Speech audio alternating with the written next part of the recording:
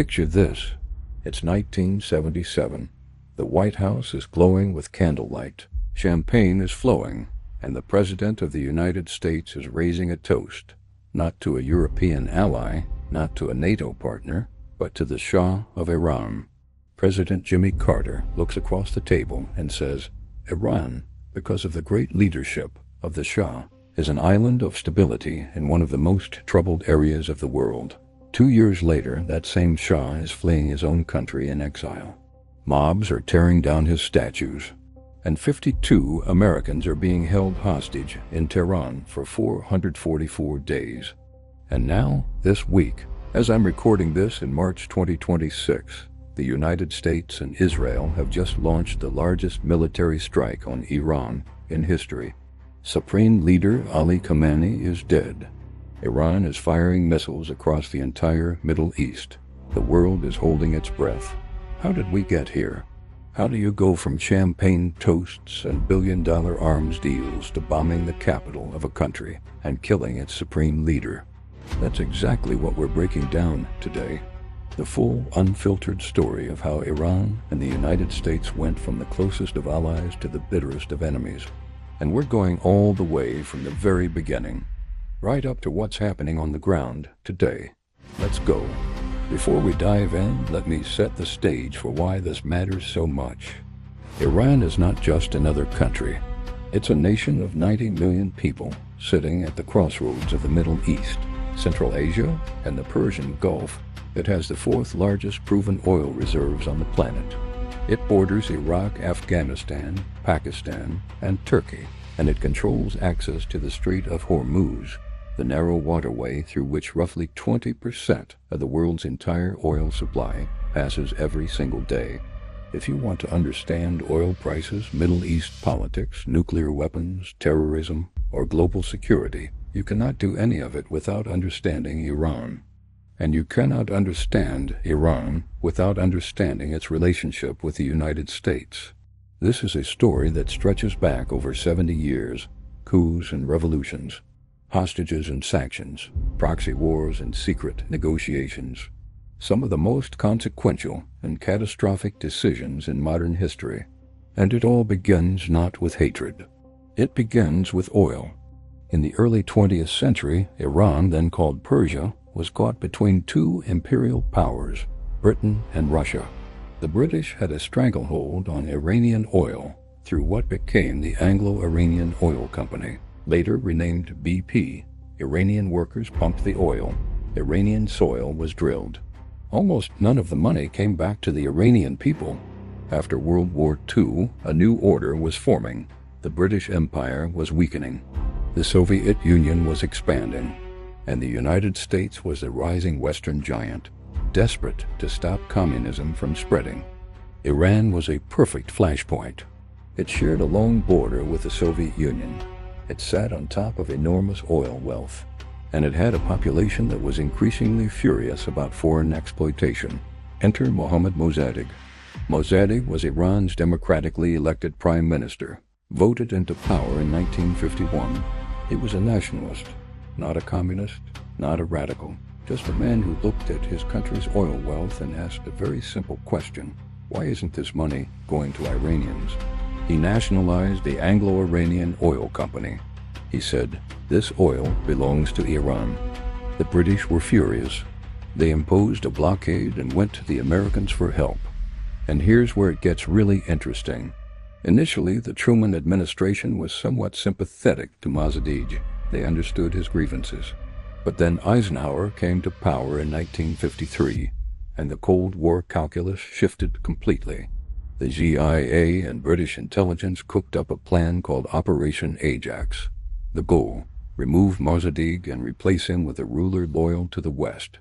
They executed it in August 1953. CIA and MI6 agents flooded Tehran with cash, bribing politicians, military officers, and newspaper editors. They paid street thugs to attack pro-Mossadegh supporters. They spread propaganda calling him a communist. On August 19th, the Iranian military moved. Mossadegh was arrested, tried for treason, and placed under house arrest until his death in 1967. Into the vacuum stepped Mohammad Reza Shah Pahlavi, the Shah of Iran.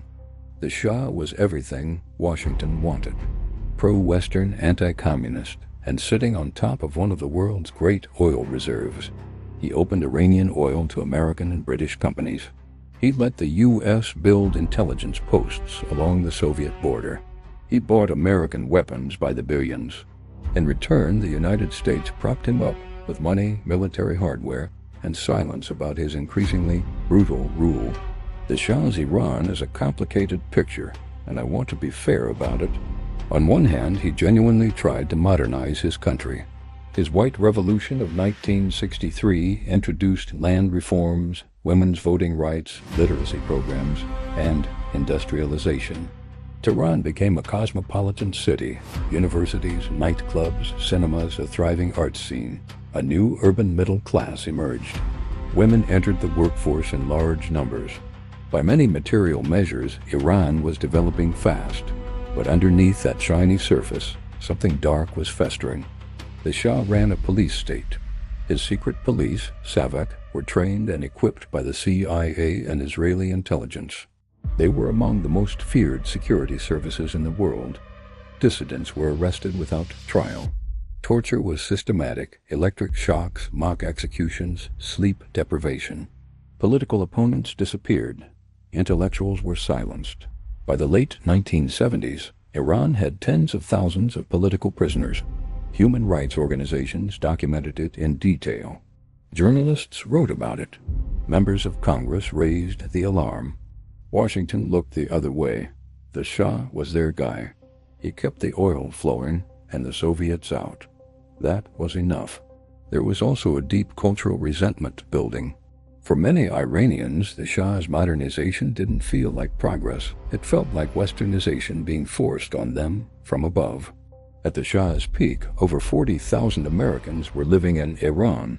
The Shah even granted American military personnel immunity from Iranian law, a measure that outraged religious and nationalist Iranians alike.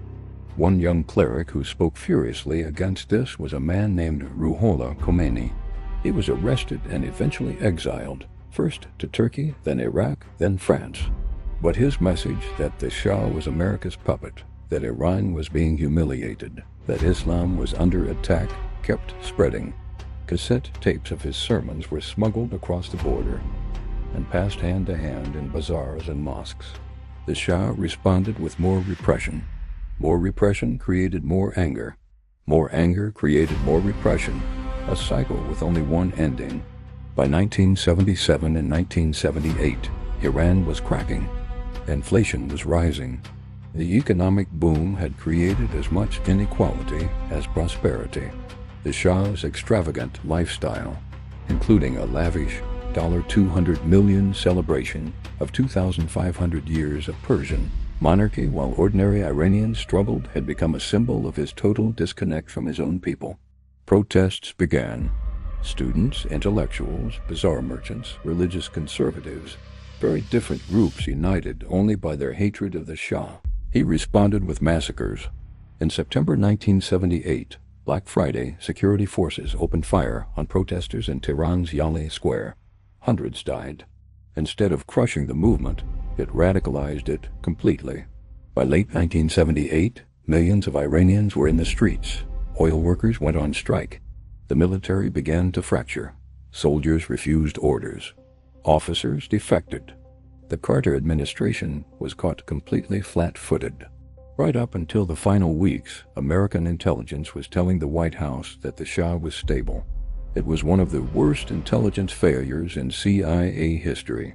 On January 16, 1979, the Shah boarded a plane and flew out of Iran forever. He died in exile in Egypt the following year. 2 weeks later, Ayatollah Khomeini landed at Tehran's Mehrabad airport. Millions came out to greet him. He had been in exile for 15 years. He was 76 years old, and he was about to remake Iran from the ground up. This was not just a change of government. It was a complete reimagining of what Iran was. Khomeini's vision, a state governed by Islamic law under the authority of a supreme Islamic scholar, was a radical political idea. Iran would not be a republic in any Western sense. It would be a theocracy. The supreme leader would hold ultimate power above presidents, parliaments, and courts. Women were required to wear the hijab. Alcohol was banned. Western media was restricted. Western-educated technocrats were pushed out, arrested, or executed. Thousands of people connected to the Shah's government were put on trial and shot, and the Americans watched with growing alarm. On November 4, 1979, a group of Iranian students stormed the United States Embassy in Tehran. Their stated reason was immediate. The U.S. had admitted the deposed Shah for medical treatment.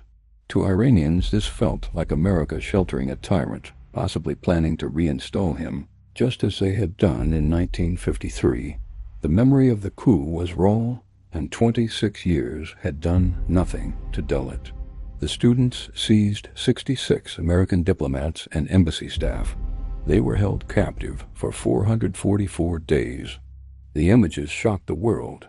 Blindfolded Americans paraded before cameras. Mobs burning the American flag. The U.S. Embassy, sovereign American soil, turned into a revolutionary stage. Khomeini endorsed the takeover. The embassy was renamed the Den of Spies. Carter's response failed at every turn. Economic sanctions didn't work.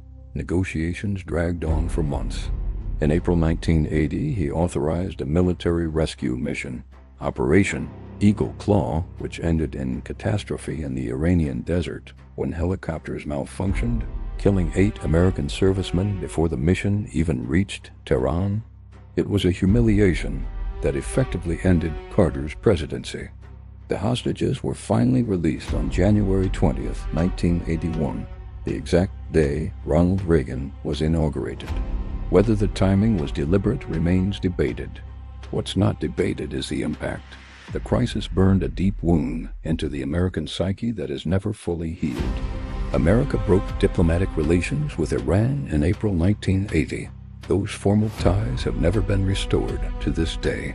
In September 1980, Iraq's Saddam Hussein, sensing Iranian weakness in the chaos of revolution, invaded Iran. He expected a quick victory. What followed was one of the most devastating wars of the 20th century. 8 years. 1 million dead. Chemical weapons used on Iranian soldiers, cities bombed. An entire generation consumed by the trenches. And America's role in this war is one of the darkest chapters in its history, and one most Americans still don't fully know about. The Reagan administration, determined to prevent an Iranian victory that could spread revolutionary Islam across the Gulf, sided with Saddam Hussein. Not quietly, actively. The United States provided Iraq with battlefield intelligence, satellite imagery, helping Iraqi commanders direct artillery against Iranian forces. It supplied equipment and technology that fed into Iraq's weapons programs. It provided economic credits that freed up Iraqi cash for the war. And most damningly, American officials knew Iraq was using chemical weapons against Iranian troops. Nerve agents. Sarin. Thousands of Iranians dying in agonizing ways that violated every law of war. The Reagan administration did not stop the intelligence sharing. Donald Rumsfeld. Yes, the same Rumsfeld who would later become Secretary of Defense under George W. Bush, traveled to Baghdad in 1983 as a special envoy. He shook Saddam Hussein's hand. The photographs became infamous. From Tehran's perspective, the message was unmistakable. America wanted Iran to lose and was willing to watch Iranians be gassed to death to make it happen. The war ended in 1988 with a UN ceasefire. Neither side had won. Both countries were exhausted. But Iran came out of it with something numbers couldn't capture: a hardened revolutionary identity forged in sacrifice. The war against Saddam and against the Americans who backed him became the founding myth of the Islamic Republic. It produced a generation of commanders and politicians whose entire worldview was shaped by the conviction that America was Iran's existential enemy. Even during the Iran-Iraq War, Iran was hitting America through other means. In Lebanon, Iran helped create and fund Hezbollah, the Party of God. which became one of the most powerful militant organizations in the world. Hezbollah gave Iran a permanent armed presence on Israel's northern border and a forward weapon against American interests in the region. In October 1983, a suicide bomber drove a truck packed with explosives into the U.S. Marine barracks in Beirut. 241 American servicemen were killed, the deadliest single attack on American forces since World War II. American and Western intelligence believed Iran coordinated the attack through Hezbollah. 2 months later, the Marines withdrew from Lebanon. From Tehran's perspective, that was a lesson that stuck for decades. Spectacular violence could force America to back down. And then there's the Iran-Contra scandal, one of the strangest episodes in this whole story. While publicly calling Iran a terrorist state, the Reagan administration was secretly selling weapons to Iran, hoping to get American hostages released from Lebanon by Hezbollah, and using the profits to illegally fund Nicaraguan rebels. When the scheme unraveled in 1986, it nearly destroyed Reagan's presidency. The hypocrisy was total. America was publicly arming Saddam to bleed Iran dry. Simultaneously, it was secretly selling missiles to Iran. And Iran, which publicly denounced America as the Great Satan, was secretly buying them. Neither side could trust the other, and neither side had any reason to. Fast forward to the 2000s. And a new and potentially civilization-ending dimension enters the story: nuclear weapons. Here's the irony that most people don't know. Iran's nuclear program began with American help. Under the Shah, the United States sold Iran nuclear reactors under the Atoms for Peace program. The Shah openly discussed nuclear ambitions. Washington was fine with it. The Shah was an ally. After the revolution, the program went underground. And in 2002, an Iranian opposition group blew the cover, revealing secret nuclear facilities at Natanz and Arak.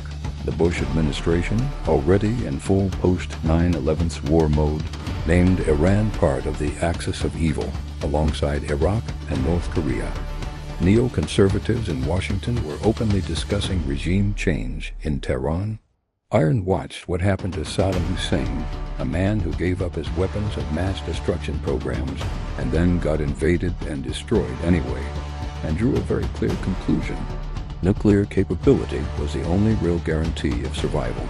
The standoff dominated the next decade and a half. Negotiations, ultimatums, more sanctions. Crippling, multi-layered financial sanctions that sent Iranian inflation above 40%. Cut oil exports in half and shut Iranian banks out of the global system. Ordinary Iranians paid the price. It was also a covert war of the most sophisticated kind in history. The United States and Israel launched the Stuxnet cyber attic, a weapon of stunning complexity that physically destroyed Iranian uranium centrifuges by making them spin out of control while showing normal readings on monitoring screens. It was the first known use of a cyber weapon to cause physical destruction. Iranian nuclear scientists were assassinated in Tehran, killed by bombs attached to their cars. 5 of them between 2010 and 2012. Then, in 2015, something remarkable happened. After years of secret negotiations, the Obama administration and Iran reached the Joint Comprehensive Plan of Action, the Iran nuclear deal. Iran agreed to dramatic limitations on its nuclear program, intrusive international inspections, and caps on uranium enrichment.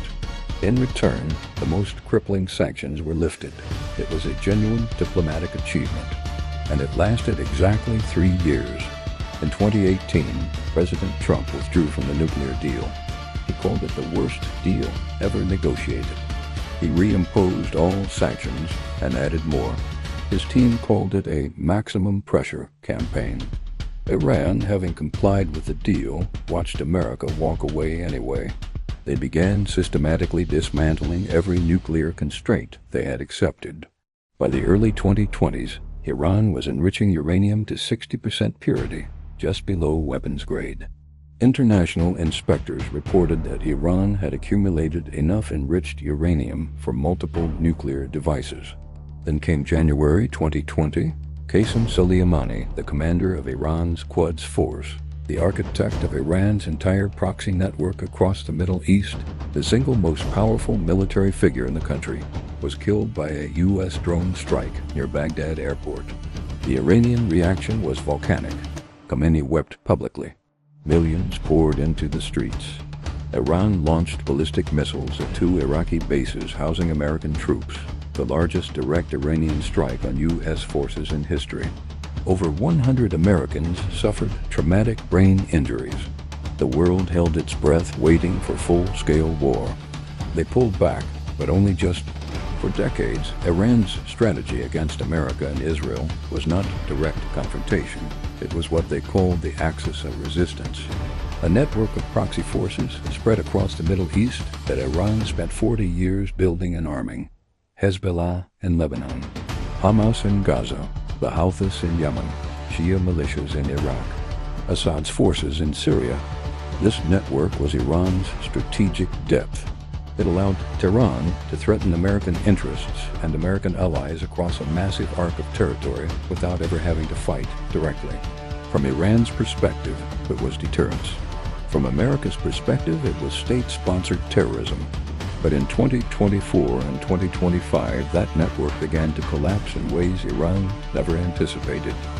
Israel's military campaign in Gaza following the October 7, 2023. Hamas attacks devastated Hamas's military capability and killed its senior leadership. Then Israel turned its attention to Hezbollah in Lebanon, assassinating its leader, Hassan Nasrallah, and striking at Hezbollah's weapons infrastructure in a series of operations that severely degraded what had been Iran's most powerful proxy force. Iran and Israel exchanged direct strikes in April and October 2024, something that would have been unthinkable just a few years earlier. And then the Assad regime in Syria, which Iran had spent billions and thousands of lives propping up, collapsed anyway at the end of 2024, falling to a rebel offensive in a matter of days. In the span of about 18 months, Iran's entire forward defensive strategy had been shattered. With Iran weakened and its proxies degraded, Israel moved to the next stage. In June 2025, Israel launched major airstrikes directly against Iranian nuclear and military facilities. Iran responded within hours with large-scale missile and drone attacks on Israeli cities. For 12 days, the two countries exchanged blows directly. On June 22nd, the United States entered the conflict directly striking Iran's nuclear facilities at Natanz, Fordo, and Isfahan. Trump claimed the attacks had degraded Iran's nuclear program. Iranian officials admitted they had been set back but not destroyed. A U.S.-brokered ceasefire ended the 12-day war on June 24th. Iran reported at least 610 of its citizens killed, but the conflict didn't end. It just paused. Iran resumed enrichment. International inspectors found evidence of enrichment activities in facilities that hadn't been destroyed. Talks resumed, and broke down, and resumed again. Meanwhile, inside Iran, something else was happening that would prove just as consequential. Beginning in late December 2025, something extraordinary erupted in Iran. The rial, Iran's currency, had been collapsing for months.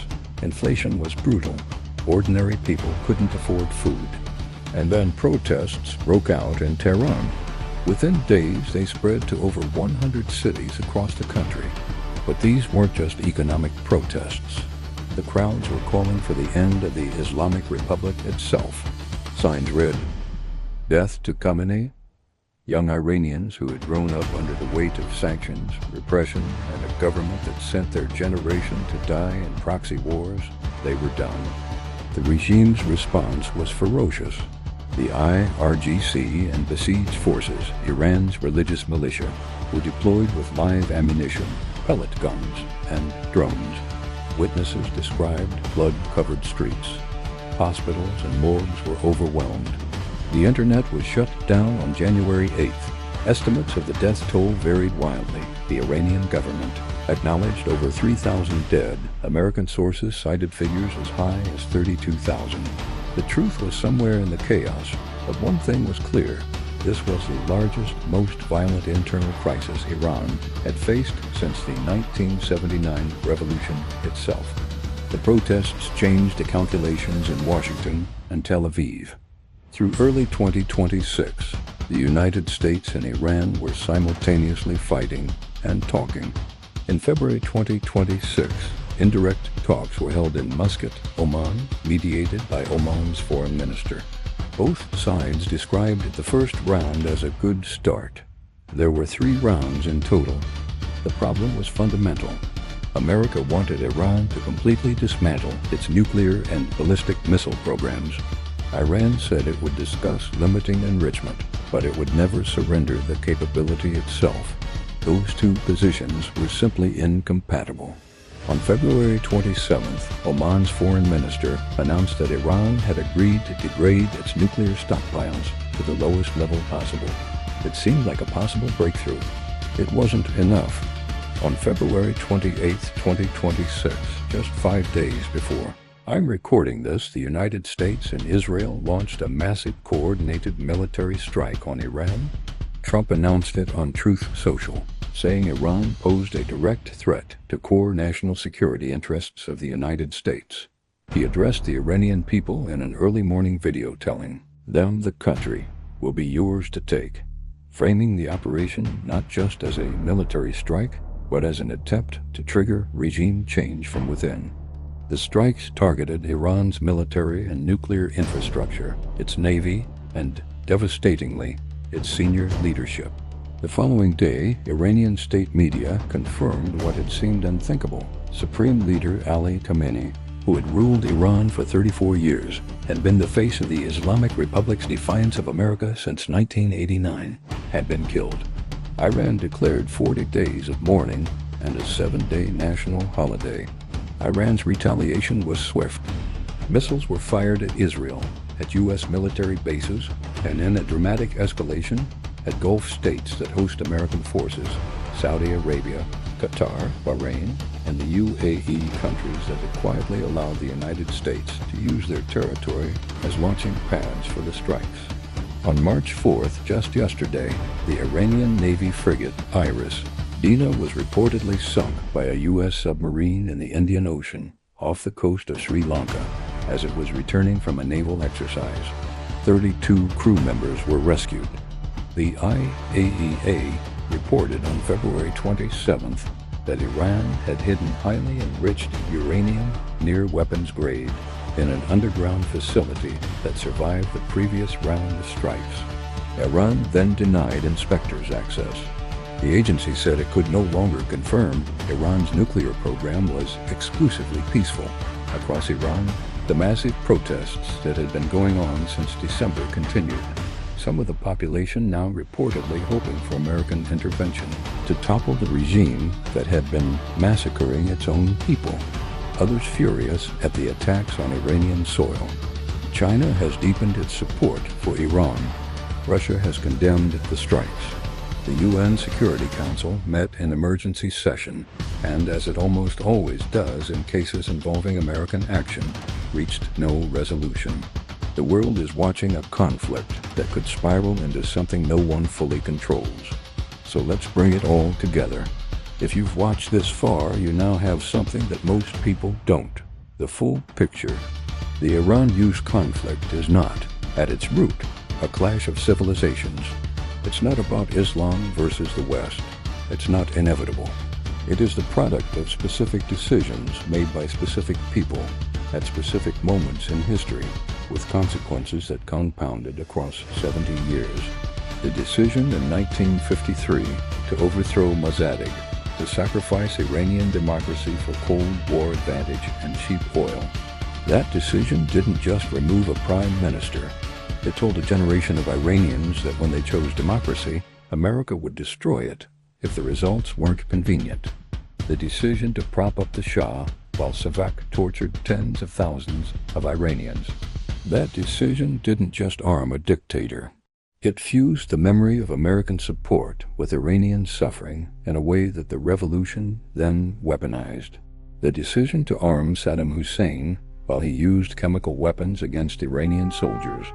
That decision didn't just kill thousands of Iranians. It confirmed everything the revolutionaries had said about American values and American hypocrisy. The decision to walk away from the 2015 nuclear deal. That decision didn't just rip up a diplomatic agreement. It told Iran that even when they made painful concessions and held up their end of a bargain, America might walk away anyway. So why ever make concessions again? Every one of these decisions made the next crisis more likely. Every burned bridge made the next war harder to prevent. I want to say something important here, because it gets lost in the noise of geopolitics. The Iranian people are not the Islamic Republic. Polls consistently showed that ordinary Iranians, especially young people who make up the majority of the population, had relatively positive views of America, even as they hated American sanctions policy. They watched American movies, listened to American music, wore American brands. The underground culture in Iran has always been startlingly westernized. The same generation that chanted death to America in the streets because their supreme leader told them to also scroll through Instagram, learned English, and dreamed of emigrating to California. The protests of late 2025 and early 2026, where hundreds of thousands of Iranians risked their lives in the streets calling for the end of the Islamic Republic. Those weren't anti-American protests. They were pro-freedom protests. People willing to die to be free of the very government that made death to America its motto. That matters. Whatever happens next, whatever emerges from the rubble of this conflict, the Iranian people deserve better than to be treated as an abstraction in someone else's geopolitical chess game. They always have.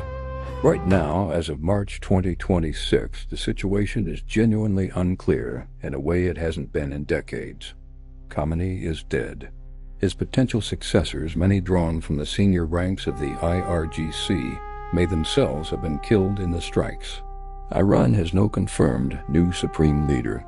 The country's military and nuclear infrastructure has been severely damaged. Massive internal protests are ongoing. But Iran has not collapsed. It still has ballistic missiles. It still has the ability to destabilize the wider Middle East, and the question of its nuclear program, some of which survived the strikes in underground facilities, remains unresolved. The United States has launched a war aimed at regime change in a country of 90 million people. That's not something that ends quickly or cleanly.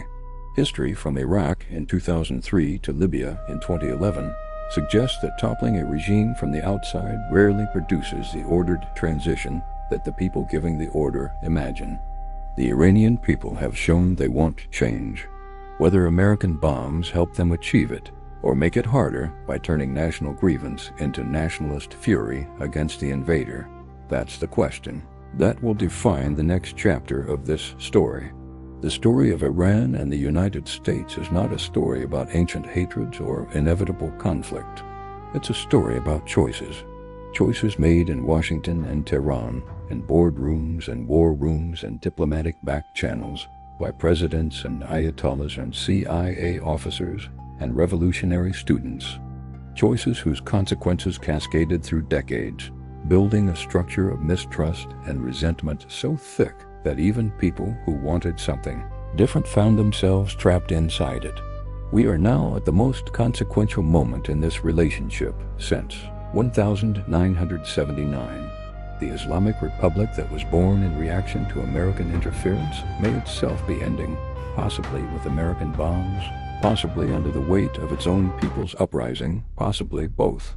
What replaces it will matter enormously, not just for Iranians, but for the entire Middle East, for global oil markets, for nuclear proliferation, for the rules that govern how nations treat each other. Understanding how we got here, the full story, not the cartoon version, is not just interesting history. It's the only foundation for understanding what happens next. If you made it to the end, genuinely, thank you. This is one of the most consequential stories in the world right now, and it's moving fast. I'll be covering the developments in Iran as they happen. So if you're not subscribed, hit that button, because this story is not over. Drop a comment below. What surprised you most about this history? What do you think happens next in Iran? I read every comment. And share this with someone who's been watching the news and wondering how we got here, because now you know. See you in the next one.